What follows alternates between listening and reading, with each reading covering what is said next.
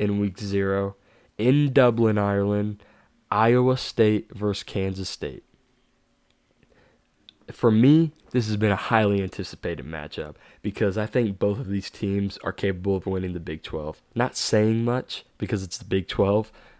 Not don't get me wrong. I'm not saying the Big 12 doesn't have good teams. I'm saying anybody. It feels like any given year could win the Big 12. So it's just it's a toss up.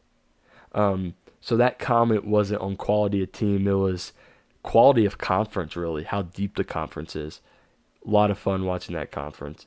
But the spread is Kansas State -3. The money line, Kansas State -155, Iowa State +135, and the over-under is 49.5. I'd stay away from the over-under pretty much any game until about week 3, simply because you don't know what these teams are going to be, offensive or defensive. You got an idea, but you don't really know. So let's get into my impact players on offense. For Iowa State, I got Rocco Becht at quarterback. Great talent. Every team in college football who needed a quarterback, even some who didn't, were trying to fish him out of the portal last year and this year. He didn't go. He stayed strong. You love to see it. Love to see it. Carson Hansen at running back. You want to talk about a guy who will run through your face? Oh, buddy. He'll do it. He'll do it. Dog. Absolute dog. He's going to be the leader in that backfield. Really stepped up last year. They didn't really know who was going to be the running back going into last year. It was kind of by committee, and he took it. Abu Sama III is behind him. Also a really good running back. That's a pretty good tandem right there. Good running back duo. But my third and final impact player on offense is Chase Sowell. Transfers in from East Carolina. Like I said before, group of 5 transfers can go 50-50, but this guy's going to work out. He's the receiver prototype that I really like. Lengthy guy, pause. Can go up and get the ball quick, fast, he's get behind the defense just seamlessly. He's one of those guys who can really make a play, and you should look out for going into this game. Kansas State offensive impact players. Obviously, Avery Johnson. Let's limit turnovers. No more boneheaded plays. Be the elite quarterback we all know you can, because you got the talent for it. Guy's a stud. There's a reason they said, Will Howard, get out. Because we got Avery Johnson, son. Yeah. National championship winning quarterback, get out. Yeah, that's what Avery Johnson can be. Let's see it. Let's see it against Iowa State. Dylan Edwards. I don't know if I'd use the word disappointing, but underwhelming last year for his first year at Kansas State. I do think he'll take a step forward. He can be a fit in the passing game. You really got to cover him out of the backfield.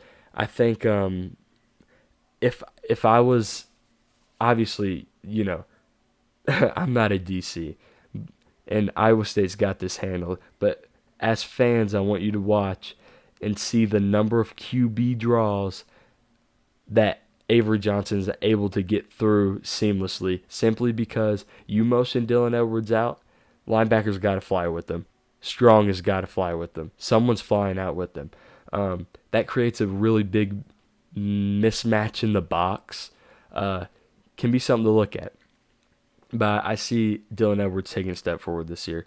And like we talked about before, Jace Brown, dude's a stud. Could be one of the best receivers in college football. Obviously one of the best in the Big 12.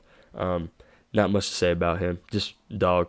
Moving on to the defensive side of the ball, my impact players, Dominique Orange for Iowa State. He's a defensive lineman. He's a big dude. He's really I'd say he's the leader of that defensive front. You want him to take a step forward. Some of these guys you look at these teams from the Big 12 who have great culture, the guys leading are guys who still need to step up, and you love to see that because they can balance knowing that they have the burden of being a leader, but also having to improve on their own, improve themselves. You love to see guys be able to do that and juggle that well. Jontez Williams, going to be one of the best corners in the Big 12 this year. Um, Look for that matchup with Chase Sowell. That's a really good matchup to watch. I think that will be absolute cinema. And Jeremiah Cooper at strong safety. Dog, you want to talk about someone who will come up and knock the piss out of you? He'll do it. Not afraid of contact, can cover the whole field. Um, that's that dude. Watch some of that film. Breaks right, baits quarterback, goes flies back across the field. It's just not natural, but really is a stud. Moving on to Kansas State, I got VJ Payne, also a strong safety, and also will be one of the best safeties in the Big 12. He's a guy that you don't worry about in coverage. A lot of times you do with these strong safeties, they're pretty much linebackers. He's not one of them. He's a guy who can cover. Really good talent. Desmond Purnell, at linebacker. Very underrated guy. He's one of those guys who's kind of flying under the radar, simply because he's not a big name. Now, if you're an Iowa State fan, not even flying under the radar at all. If you're a Big 12 fan, not flying under the radar. You know what he was.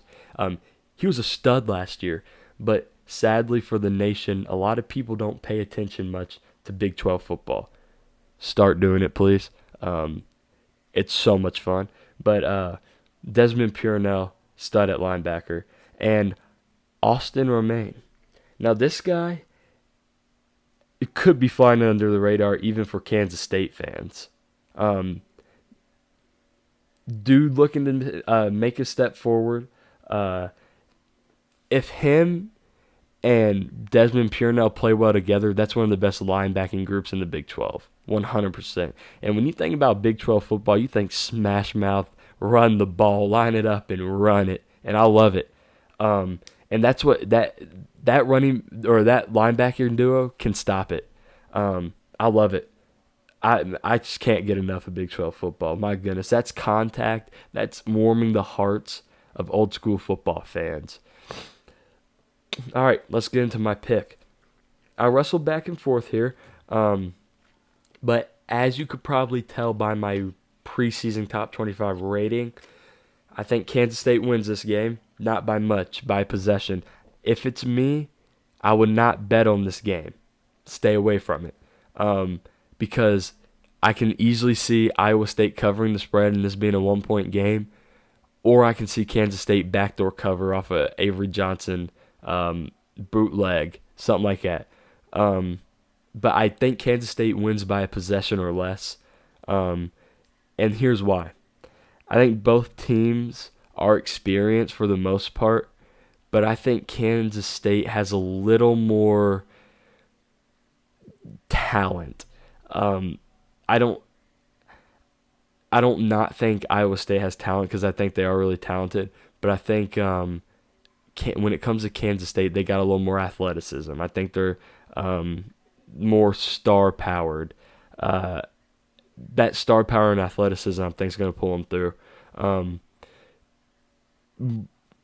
You look at every level of the team, even to their quarter. Now, obviously, running quarterbacks are here to stay now, but Avery Johnson can get loose.